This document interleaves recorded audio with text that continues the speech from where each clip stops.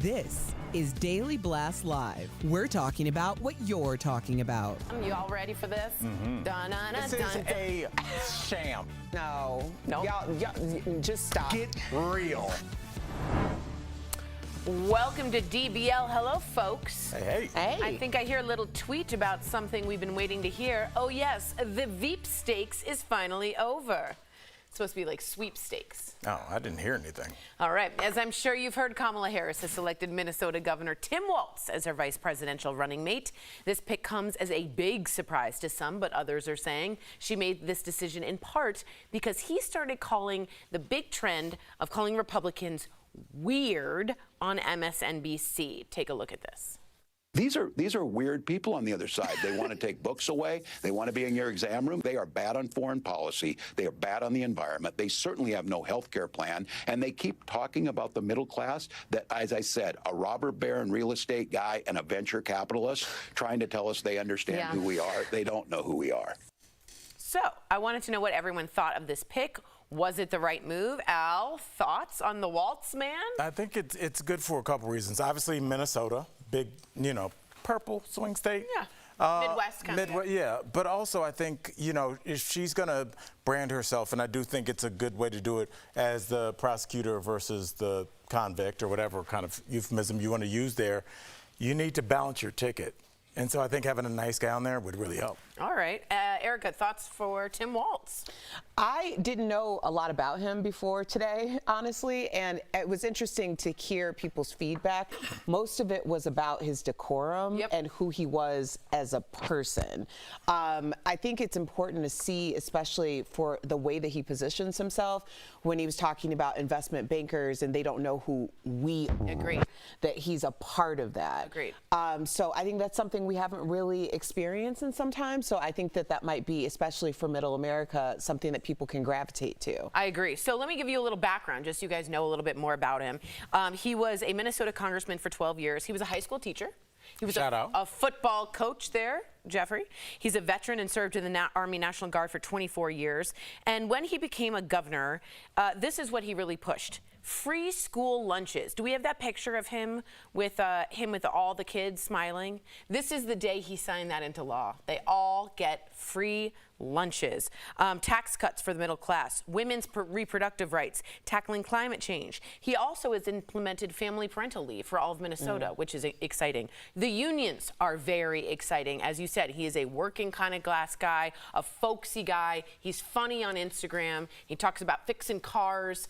What was your first instinct or thought when you heard about this? I don't know a lot about him either. And yesterday I said, admittedly, I don't know a lot about politics. And I was wrong because I thought she was going to choose the person from Pennsylvania. So did I, for the swing state. On paper, this guy sounds fantastic. Like, I like a middle-class working guy, like you said, football coach, didn't come into politics till later in life. He's only 60 years old, despite what the internet says. I think he's good.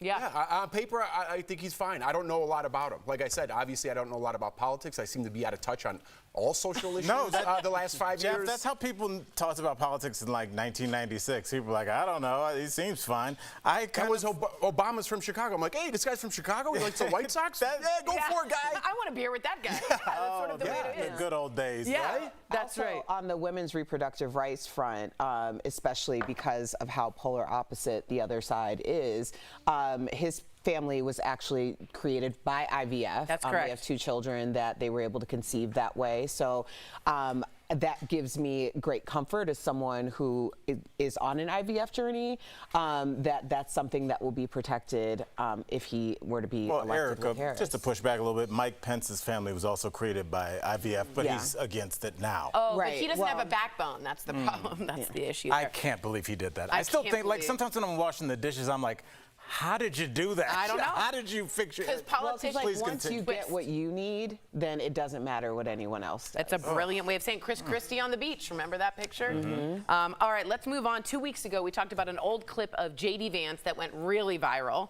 If you remember, Vance criticized prominent Democrats as childless cat ladies, calling them miserable and wanting to make the country miserable. Well, now an old clip of Kamala Harris from 2017 is going viral, and it is spreading like wildfire, according to Fox News. So here is the clip. Let's take a look. You know, we have to stay woke. Like, everybody needs to be woke. And you can talk about if you're the wokest or woker, but just stay more woke than less woke. So that was, again, 2017 when woke wasn't woke, you know, wasn't weaponized that way. But, Jeff, what do you think about that? I don't like it. Yeah, yeah, I don't like it. I'm going to be honest with you. This is one of those things that you put on the table and the conversation goes somewhere else. When I said I was out of touch the last 5 years, it's because of the woke culture. When it started, it was to have representation for people and bring awareness to diverse groups, and that's great. That's great for America. That's great for everybody that lives in it. What it is now is something completely different. It is weaponized. It is discriminatory to other people if you're not into that class, and I'm not for this. And this is something that she should not be proud of. It did not age well. Does it make a difference that, because you brought up the idea that it started to become weaponized after 2020. Does it make a difference that she made that comment in 2017 to you? It does, but what it turned into, listen, I've been villainized for things I've said 15 years ago. And if we're going to let this go, let other things go. Sure. You can't have it both ways. If you're going to accuse people of doing things 10, 20, 30 years ago, you got to if you're going to be okay with letting this go from Kamala, you got to be okay with other people doing mistakes and learning from their mistakes. And some people might not even say this is a mistake. I just personally think I was like, my first thought was like Childish Gambino songs. I mean, does that was the way people were talking at that time. Well, yeah, and a lot of people still talk that way because they don't find it to be the way that Jeff finds it to be. And I think that's the whole point. We're just very divided as to what this one term, which has been weaponized for a reason, means. I do need to clarify something because I misspoke earlier. Walz has 2 children. The younger child was conceived via IVF, which I think is super important for people to hear as well, because there are a lot of mothers who were able to have a child naturally. And people don't talk about fertility issues after you've had a natural born child and needing the assistance of IVF after that. Thank you for clarifying. I just want to say this one thing. I think as we go to break, something for us all to think about is the fact that we're all on the panel and nobody can really define what woke is, what woke was, and what woke is now. I think the fact that it's such a nebulous term it provides an advantage for the people that do want to weaponize it, because it can just be anything. It can just be anything you want. DeSantis, remember he couldn't define it on Fox, and I think that's kind of the point of it. Nobody knows what it means, so we can't have a real discussion. I think I could define it. It's overcorrection. It's overcorrection of society and what was happening. But initially, it was like it wasn't that. It was like, and I think we all, and that's a great point, because I think we all could define it in our own different way, which is okay. Which is okay. Exactly. Let us know what you think and if you like my dress. Coming up on DBL, I don't know yet. It's coming up on DBL. Serena Williams puts a Paris restaurants on blast after saying she and her kids were denied from entering. What really happened? Ooh la la, zut alors. And we're talking with a woman who's turned her love for names into a profession. How she helps people pick the best names for the bebés.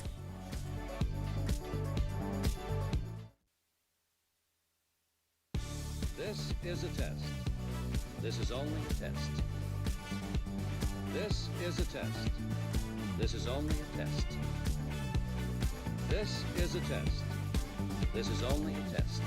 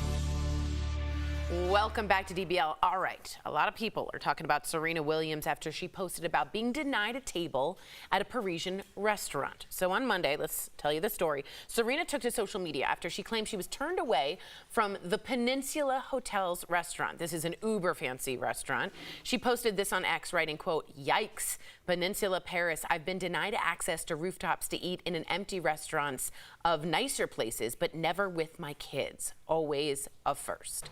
Now, the restaurant has responded, apologized for the, quote, disappointment Serena encountered, but said the rooftop bar was fully booked and the unoccupied tables she saw at the restaurant were fully reserved. The restaurant added that it would be honored to welcome Serena again. But some people online called out Serena for wanting special treatment and using her privilege, this is what they say, to get a table, while others have said race may have played a part in her being turned away. I do want to bring up that Oprah was famously turned away from Hermes in Paris and called it out, and she was sort of not dressed in her normal Oprah outfit, and it was a big deal. There is some racial tensions with a lot of issues in Paris, so I just wanted to bring that context to the table and hand it to the panelists. Thoughts? Well, I'll jump in here right now. This is ambiguous because we don't know exactly what happened at that restaurant at that time. I don't know their seating policies, but I will say this: it's a very difficult thing, and it's weird. I always go back to when Lizzo sent that tweet about that Uber driver that was late dropping, and that I think calling out, putting him on blast, individual businesses or people when we don't know the full facts. Obviously, I'm going to be on Serena's side. Everybody's going to be on Serena's side. We love Serena. But some people are going to go over the top. Yeah, I don't think that's I mean, I understand what you're saying, but I don't even think it's in the same vein. I think when you're talking about an establishment like the Peninsula Hotel, which would lead one to believe, and obviously we don't know what happened, that she might have been staying there, and also she's Serena Williams, so she's limited as to where she should go. I'm sure that she also has a Pen Club or whatever the most exclusive access is. All I'm saying is when I am a loyalty or if I have been spending a certain amount of money, I do expect there to be treated a certain way. And when you're saying that you were turned away, it makes me question, as someone who's been in a situation, many situations, where I've had a certain degree of like loyalty or amount of money, and I'm turned away rudely or abruptly for something that I've been either guaranteed or insinuated that I would be prioritized. Yeah, I do have a problem with that. But they said they were fully booked. Right, but they also said that they didn't recognize her. So it begs the question, like, what was the reason and how was it done? You would think that it's... That's all I'm saying. Right, I'm saying based on my experience. Okay, Jeffrey, what's your take? The Peninsula is a high-end restaurant, and I totally understand everybody's take. Could it be possible that everyone in the whole world is going to this one city, very affluent people, a very high-end restaurant, that the restaurant was booked? And there was no racial undertone to it at all. It was just booked, and there was no reservation because the whole world is there. Yes. Maybe that has something to do with it at all? You know what's so weird as I listen to you say that, Jeff? This weekend I'm working on a new bit, and it's just like, it's really hard when you're black because you don't know if it's racism or if it's true. I don't know if you really don't have any more penthouse suites or you just don't want me in here. And half the time, you're right, and half the time you're wrong, but you can never just have that peace of mind because you are always wondering, do you really not have any more? Do you really not have any more towels? For Serena, you know, and so you don't know. Context clues, like when I say something and I'm treated one way, and someone doesn't realize that my husband, who's white, comes and asks the same thing, and he's treated differently, then what am I supposed to conclude the reason for that is? That's right. That's right. Let us know what you think. Interesting discussion. We'll be right back.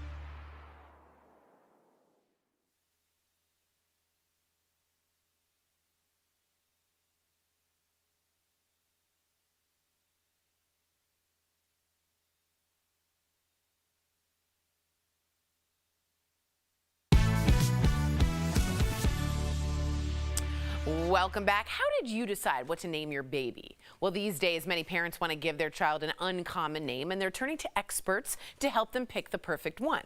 Well, earlier we spoke to a baby name consultant about the trends. Take a look. We are joined by baby name consultant Colleen Slagan. Yeah, Colleen! Colleen, welcome to DBL. What a cool job. Thank you. Yes, it is a dream come true. I am still pinching myself. Well, nice. So, Colleen, where did your love for names come from? I have been baby name obsessed my entire life. My sister and I used to fill our diaries with lists of baby names. We would play games like, if you had to name a family of 10 using only the letter A, what would you use? And I remember going to a bookstore with my friends in middle school, and they picked out like the Gossip Girl series, and I bought a baby name book. I love that. I mean, I kind of love names too. Your passion turned into a profession. You are now a baby name consultant. Tell me the way you pick and help people pick their babies' names. Is it different for each case? It's totally different for each case. I have every family fill out a 14-question survey. The people I work with are not, you know, a black coffee type person. They're the mocha latte, half whip, only 2.5 pumps of mocha. So people will tell me their vibe. They want names that give an Ivy League aesthetic or that have a villainous connotation. They tell me how many syllables they want, what letters I can and can't use. It has to flow with their last name. It has to go with their siblings' names. So lots of requests. It's a lot of fun. There's a lot of unique names out there. Why have they become so popular in recent years, and what's with the crazy spellings? I think this is a generation of namers who were like one of 3 Laurens, Michaels, Caitlins in the class. They were sick of it. Yeah. And they're meeting a cultural moment of like, it's cooler to be unique and different. Individuality is being embraced. So people are wanting a name that feels fresh and uncommon, but maybe isn't too out there, maybe not too Kardashian. I love this. No, me too. This is fascinating. So what are some of the biggest trends that you are seeing right now with names? So I think vintage names are a big one. There's something called the 100-year rule where names kind of cycle back in every 100 years. So vintage names like Lottie, June, and Harriet. I remember when I was a nurse talking to a woman named Evelyn, and she couldn't believe her name was in the top 10 again. That's my grandma's name, Evelyn. Oh, there you go. Yeah. Nature names are big, like Wren, Aspen, floral names like Poppy and Clementine, River, Bear, and Cedar for boys. I'd like to know who tends to veto names more, the men or the women? Ooh, good question. It is absolutely the men. They're very challenging. Yep. I'm sorry, but they throw out vetoes like it's no big deal, and then they come with nothing to offer. Yep. You know? Yep, that sounds Sums it up. like an analogy. Listen, A metaphor. my wife named both of our kids, so touche. Did you veto anything? I'm sure. Yeah. Yeah, we're looking for solutions.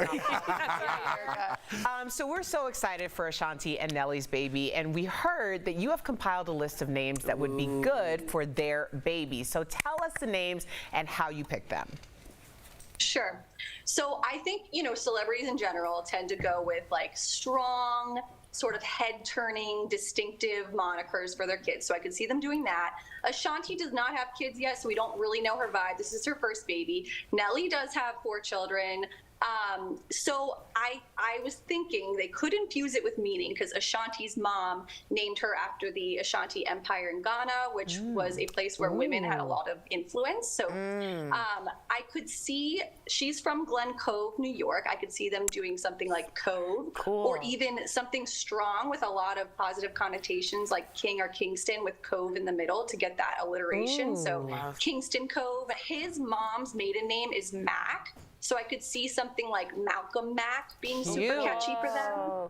Zion's interesting because it's another area like Ashanti, but I think Lauryn Hill has Zion. Am I right? And a song, yes. And a song. This is so cool, Colleen. Thank you so much for joining us on DBL today. To our viewers, Great for to be more here. info, thank you. You can visit Colleen's website, namingbebe.com. Plus, follow her on Instagram for more name inspiration. Thank you again, Colleen. We'll be right back. Thank you. Good. Thank you.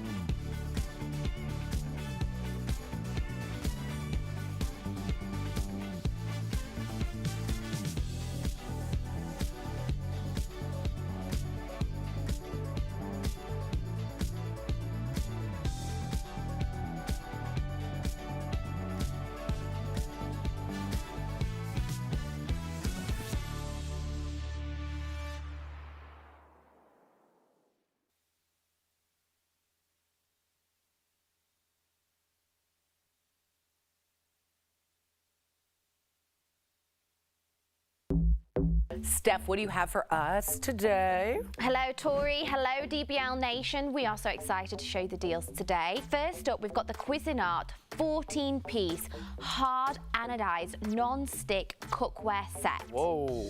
This deal includes 3 saucepans with covers, a 3-quart saute pan with a cover, a 5-quart casserole with a cover, a 6-quart stock pot with a cover, and 2 skillets.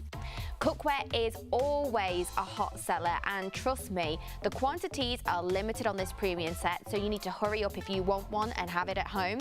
We've seen these as high as $580. We have got this for $149.99.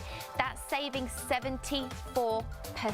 Up next, we have got the 2-pack Low Me toothbrushes. Ooh. This super summer steal includes 2 toothbrushes and 4 brush heads. This has been priced up to $20 each. However, we have got this 2-pack for just $10.